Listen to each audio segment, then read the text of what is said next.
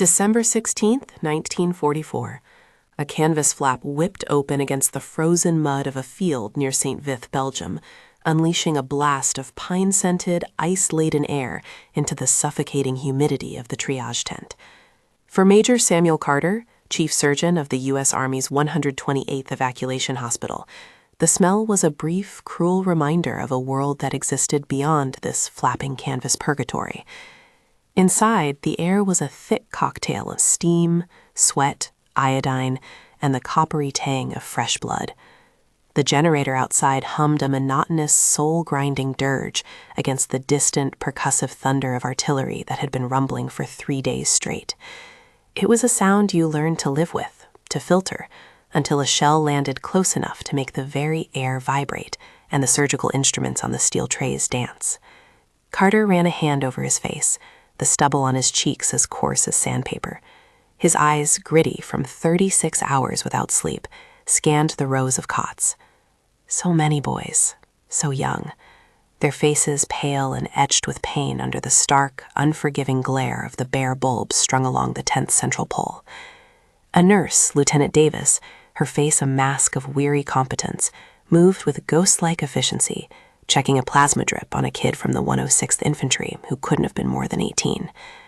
Carter's own hands felt disconnected, the surgeon's fingers numb inside their rubber gloves, yet they continued their work, closing a deep shrapnel wound in a corporal's thigh. He worked with an economy of motion born from endless repetition.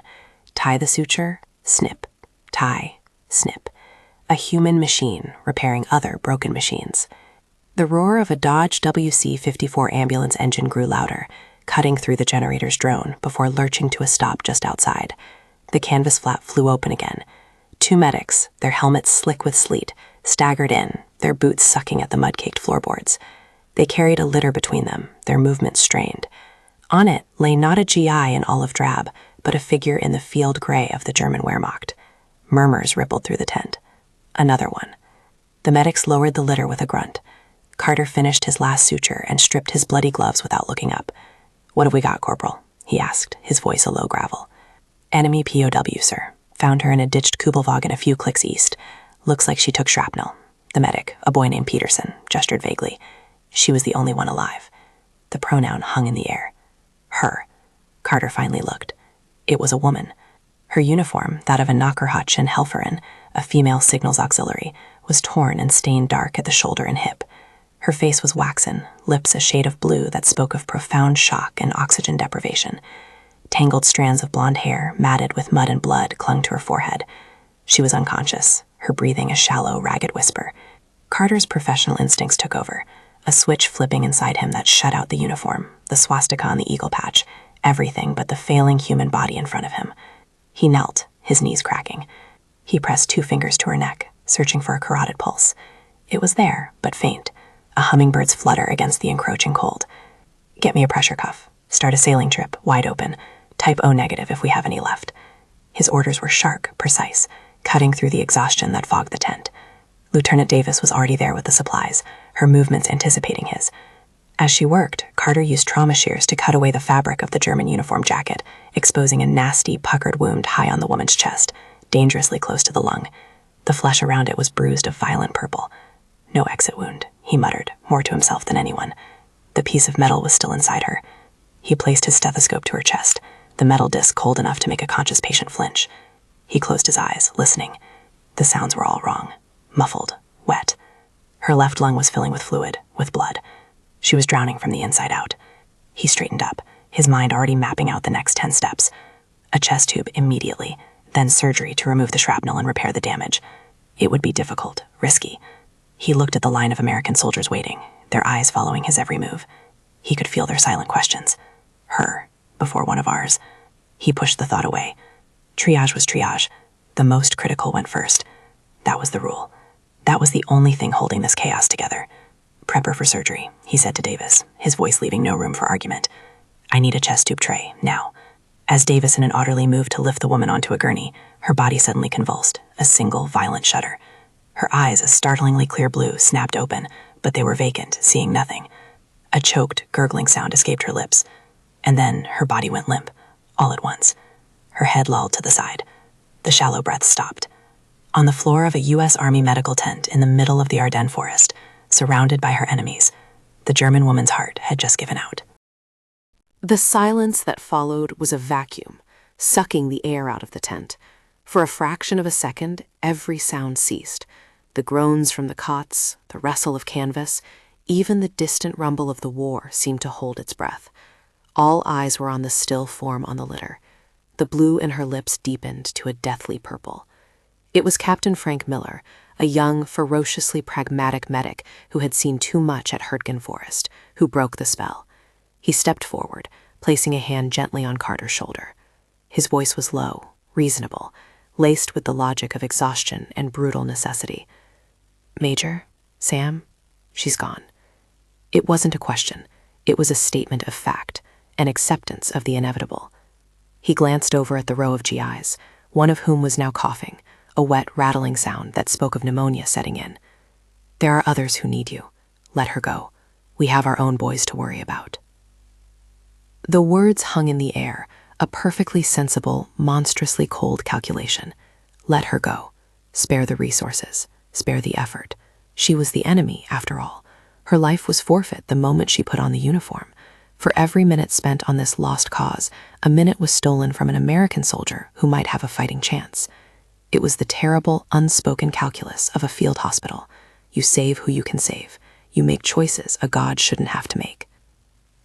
Carter felt the weight of a dozen pairs of eyes on him, the tired, pleading eyes of his staff, the pained, expectant eyes of his patients. They were all waiting for him to nod, to agree, to turn away from the German woman and back to them, to choose their side. Carter looked down at the woman's face. In the stillness of death, she looked impossibly young, younger than the boy from the 106th. The insignia on her collar meant nothing to him now. The uniform was just cloth. Underneath was a patient, and his patient was dying on his floor. He could feel a slow burn starting at his gut, a flare of defiance against the relentless, grinding logic of the war. It was a logic that demanded you see uniforms, not people. It was a logic that had brought all of them to this muddy, frozen hell. He shook Miller's hand off his shoulder, not roughly, but with a finality that was unmistakable. "She is not gone until I say she is gone," he said, his voice quiet, but carrying an authority that silenced the tent once more. "Get on her chest, now." It was a command that broke the spell of surrender. A young orderly, his face pale, hesitated for a second before dropping to his knees and placing his hands, one over the other, on the woman's sternum. He began the rhythmic, brutal work of chest compressions. 1 and 2 and 3. Carter was already moving. Adrenaline, 1 ampule, intracardiac. Lieutenant Davis didn't flinch. She snapped the top off a glass vial, drew the life-giving drug into a syringe, and handed it to Carter. It was a desperate last-ditch measure. "You are in a tent filled with wounded men, their lives hanging by threads. Your hands are the only thing that can knit those threads back together. And you are about to use one of your most precious resources, a dose of pure adrenaline on an enemy soldier who is already clinically dead." Carter knelt beside the orderly. "Hold compressions," he commanded. He held the long needle poised over the woman's chest. He had to feel for the space between the ribs, to guide the needle blindly into the heart's left ventricle. A mistake could puncture a lung or do more damage to the already traumatized organ. He took a breath, the stench of blood and antiseptic filling his lungs. Outside, a salvo of outgoing American artillery screamed overhead, a violent reminder of the world of us versus them that he was, in this moment, choosing to defy. He pushed the needle in, a smooth, practiced motion. He could feel the slight pop as it pierced the pericardium, then the denser muscle of the heart itself. He depressed the plunger, sending the potent chemical charge directly into the stalled engine of her body. He withdrew the needle. "Resume compressions," he ordered, his voice tight. "Harder." The orderly, sweat now beading on his brow, pushed down with all his weight. The cracking of a rib was a sharp, ugly sound in the tense silence. No one moved. No one breathed. They were all watching, waiting for a miracle or the final inevitable confirmation of failure. And for a long, agonizing 10 seconds, nothing happened. Time warped inside the triage tent. Each second stretched, pulled taut like a suture thread.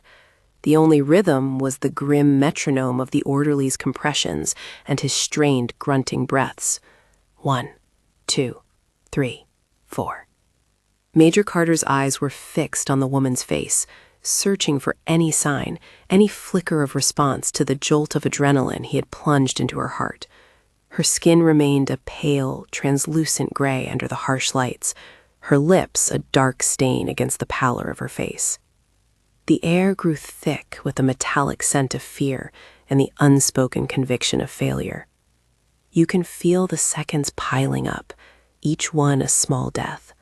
Hope drains away like blood onto a sawdust floor. Captain Miller stood back, his arms crossed, his expression a mixture of pity and vindication. He had told them it was a waste of time, a waste of precious energy. "Keep going," Carter's voice was a rasp. He pressed the cold bell of his stethoscope against her chest again, straining to hear past the noise of the compressions, past the drumming of his own blood in his ears. He was listening for a ghost, for an echo of a beat in a silent chamber. Nothing. Just the sickening crunch of cartilage and the slosh of fluid in her lungs. He felt a stab of doubt, sharp and cold. Miller was right. What was he doing? There was a GI with a belly wound in cot number 4 who needed him, a kid with a shattered femur in cot number 7.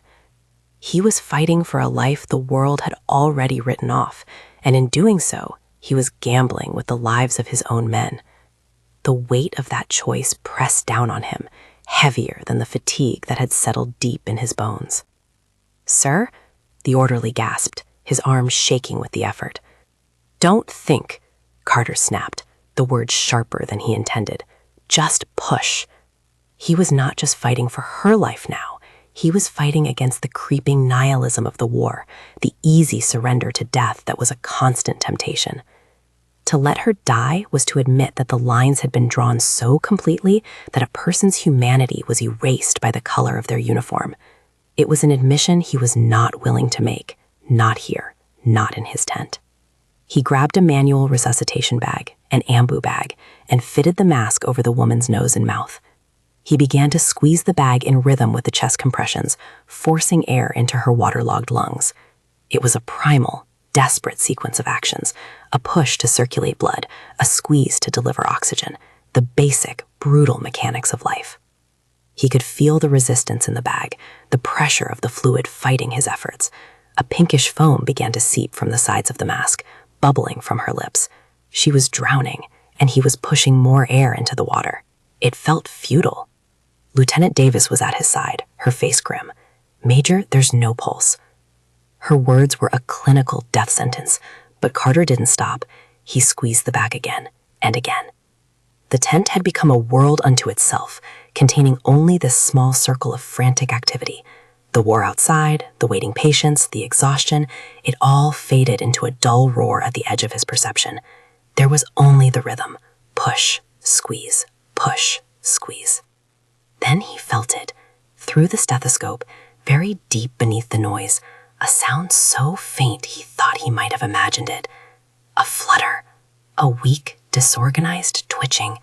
It was not a beat, not a rhythm. It was the faintest electrical chaos.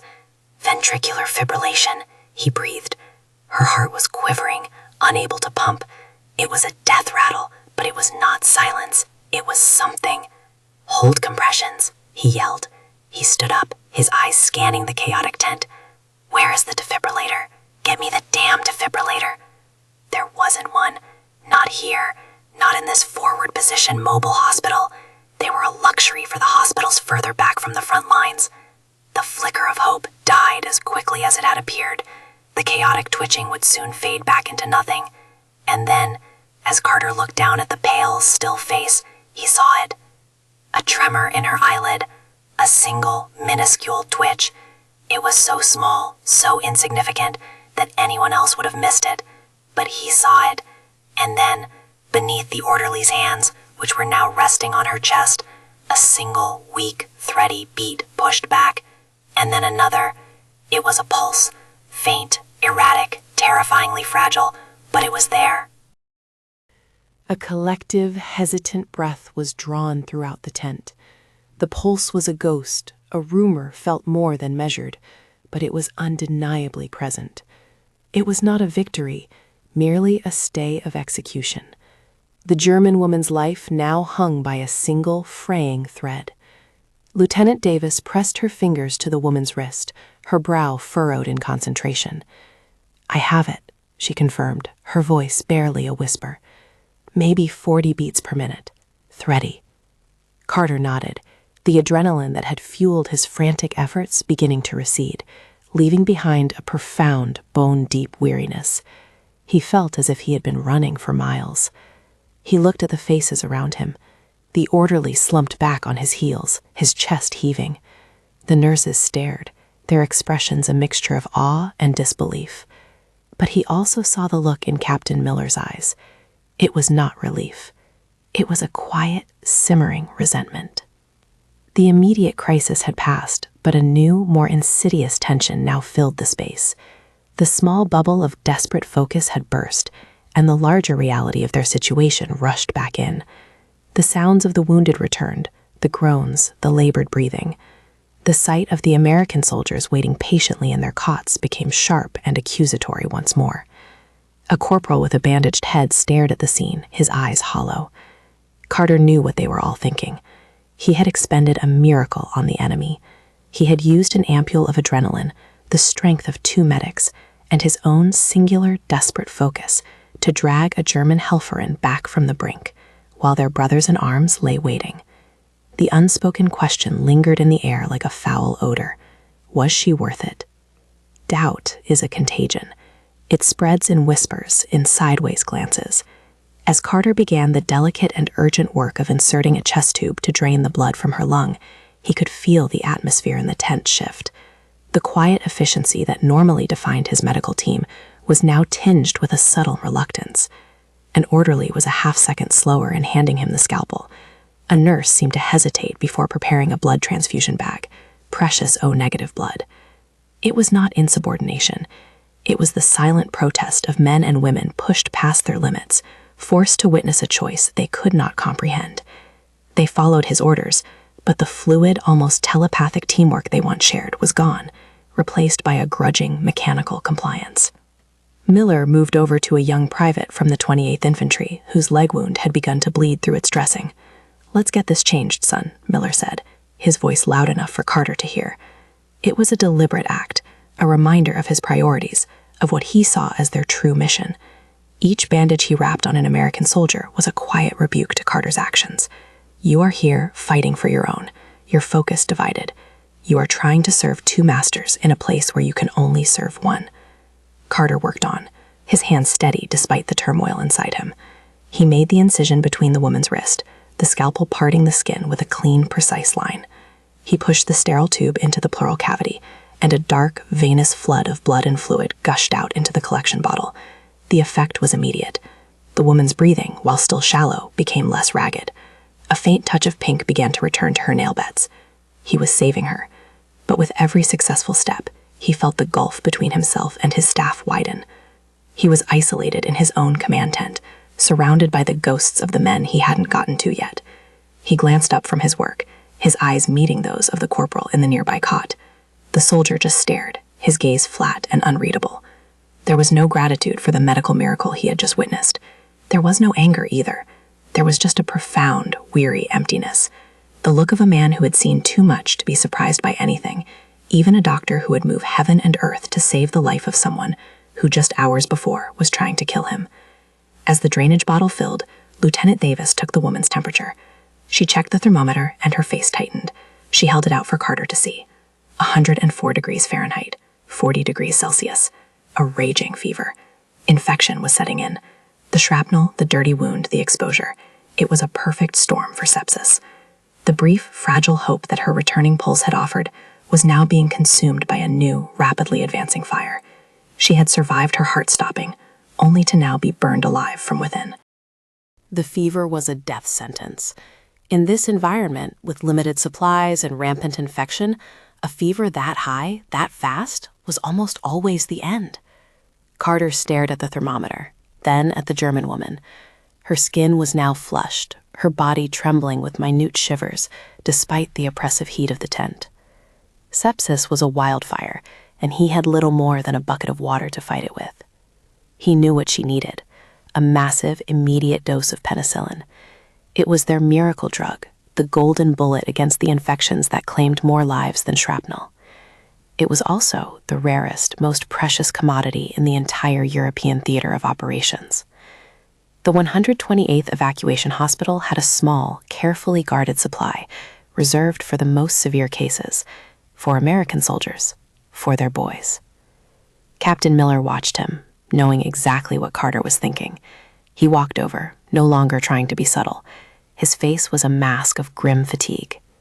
"Sam, don't," he said, his voice low and urgent. "You know we can't. We have 3 GIs with developing pneumonia and a post-op belly wound that's starting to look angry. That penicillin is for them. It's their only chance." He wasn't being cruel. He was being a soldier. He was making the same terrible calculus he had tried to make before, but this time the stakes were higher, the choice more stark. This was not about a single ampule of adrenaline anymore. This was about a full course of a drug that could mean the difference between life and death for several American men. To give it to her would be to actively take it away from one of them. Carter looked from Miller's hardened face to the unconscious woman, and then to the rows of cots. He saw the kid from the 106th, his breathing shallow. He saw the corporal with the belly wound, sweating in his sleep. Miller was right. Every rational argument, every military imperative, screamed that he should save the penicillin. Let the German woman's fate be decided by the infection. It was nature. It was war. But as he looked back at her, at the patient on his table, she ceased to be a German. She ceased to be the enemy. She was simply a body fighting a losing battle, and he was a doctor who had the means to help her. In that moment, the Hippocratic oath he had taken years ago in a pristine, peaceful lecture hall echoed in his mind, not as a lofty ideal, but as a stubborn, foundational command: to do no harm, to treat the sick, whoever they may be. "Lieutenant," Carter said, his voice firm, his gaze never leaving Miller's, "prepare a full dose of penicillin, intravenous." A stunned silence fell over the tent. Lieutenant Davis froze for a second, her eyes wide, before an expression of resigned duty settled on her face. She turned and walked toward the locked medical supply chest. Miller just shook his head slowly, a look of profound disappointment on his face. "You're making a mistake, Major," he said quietly. "This isn't a hospital in Philadelphia. The rules are different here." Carter finally turned to face him fully. "No, Frank, they're not," he said, his voice filled with a weariness that went beyond physical exhaustion. "The rules are exactly the same. They have to be. If we start deciding who is worthy of our care, who deserves to live and who deserves to die based on the uniform they wear, then what the hell are we even doing here? When she is on this table, she is not a soldier. She is a patient. That's the only line that matters." He turned away, leaving Miller standing there, and went to help Davis administer the drug. As the pale yellow antibiotic flowed from the bottle, down the tube, and into the German woman's vein, Carter felt no sense of triumph, only the heavy burden of his choice. He had drawn a line not in the sand, but in the mud and blood of his own operating tent. He had chosen his oath over his army, a patient over a soldier. Outside, the artillery began to roar again, a fresh barrage lighting up the distant, bruised sky. The war raged on, indifferent to the small moral dramas playing out in its shadow. He didn't know if the woman would live. The infection might still be too strong, her body too weak. But as he stood there, watching the steady drip of the IV, listening to the fragile, machine-assisted rhythm of her breathing, he knew he had won a different kind of battle. In a place dedicated to the grim business of death, he had made an unequivocal, defiant choice for life.